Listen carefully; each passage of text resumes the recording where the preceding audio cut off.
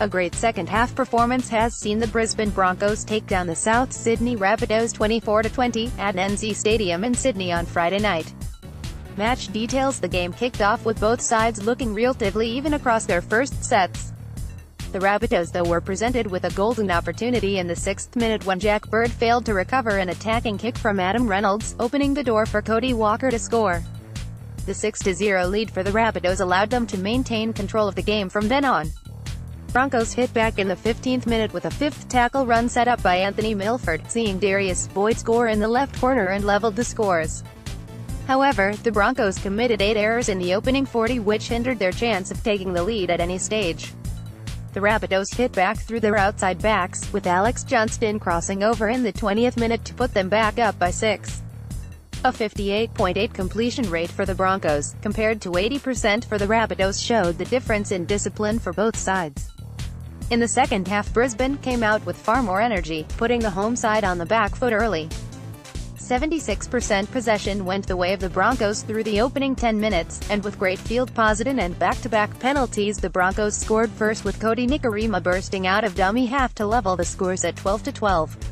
The inclusion of teenage giant Payne Haas and great ball running from Tevita Pangai influenced more attacking play from the visitors.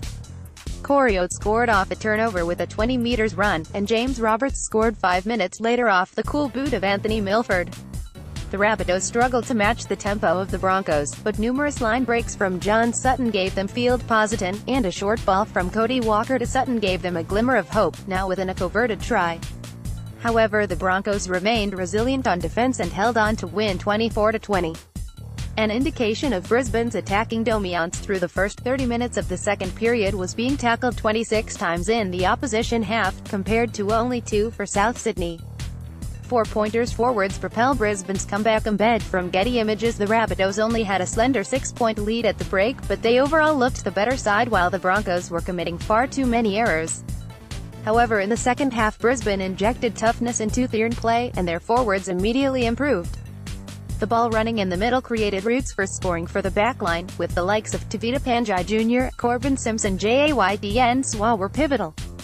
Brisbane finished 779 meters in the second half, compared to the Rabbitohs' 697, as well as outshining them in tackle busts and post-contact meters.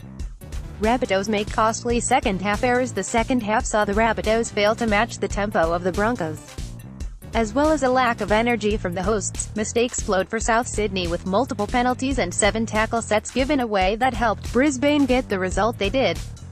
Cody Walker made 2 vital mistakes, taking the ball dead from an attacking kick that would have otherwise been a dropout for his side, and a wayward pass that would have otherwise set up Alex Johnston for a try late in the second half. Cody Walker continues to haunt the Bunnies. Cody Walker has garnered strong numbers against the Rabbitohs over the past 3 years, and after promising performances against the Warriors and Storm, he stepped up another gear. Oates was consistently a threat when running, and regardless of a knock-on in the first half, he was perfect under the high ball. With a great attacking kick and an impressive solo try, he gained 188 running meters, 3 line breaks and 8 tackle busts to cap off a man-of-the-match performance. A pleasing debut for a young giant standing at 196 centimeters, weighing in at 117 kilograms, and only at the age of 18, Payne Haas made his long-awaited debut for the Broncos and immediately made an impact. Playing the final 21 minutes of the game, Haas made numerous tackles early on and was involved in the middle of the park on the attack. Brisbane has plenty of depth in their forwards, and with plenty of youth as well, that should be a solid foundation for the future.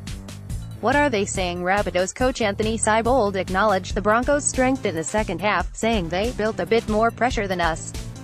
Seibold added that his side were a little bit off with attention to detail. Greg Inglis was disappointed his side could not play their brand of footy, and added the team effort was not there. Broncos coach Wayne Bennett said the difference for his side was the reduction in errors in the second half.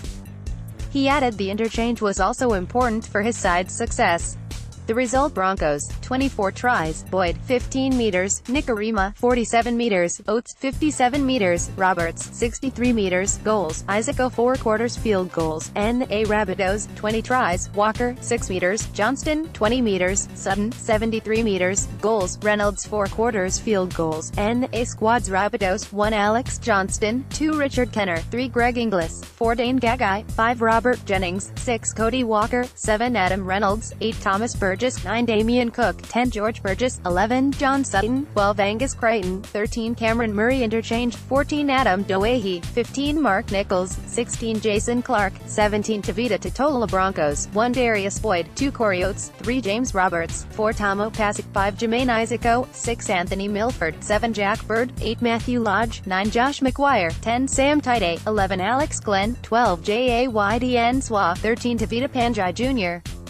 Interchange, 15 Joe Offahengau, 16 Cody Nikarima, 17 Corbin Sims, 25 Payne Haase. Resilient Panthers side struck by injury was able to produce an impressive comeback. The Newcastle Knights had a successful trip to Lotterland, coming away with the 2.